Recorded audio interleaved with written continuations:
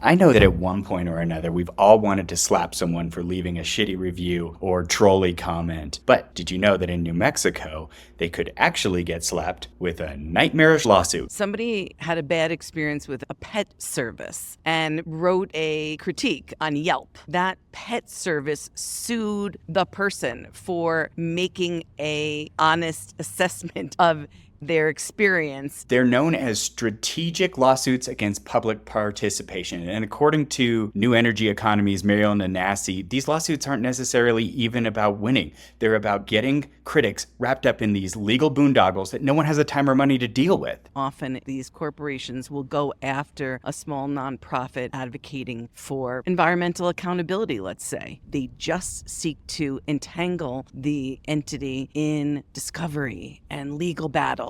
As a reporter for 505-O-Matic, this independent news, whatever we are, I'm not gonna lie, this makes me a little bit nervous. If you did a story against oil and gas and exposed them for whatever kind of deceit or problem that they caused, we could be like eternally boned.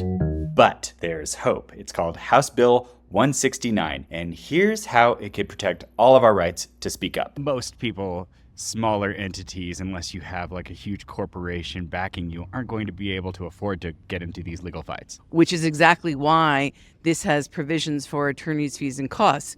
Because then if an attorney wants to be brought on and says, look, I'll charge you once I win because you have a First Amendment right here. And this isn't just about protecting journalism nerds like us. If you still want to speak truth to power, you've got skin in this game. So, HB 169 just passed its first committee vote, but there's a few hurdles it needs to pass before it can become law. So here's what you can do right now. We need to write to House Judiciary. Chris Chandler is the chair, and say, we want you to help protect our First Amendment rights.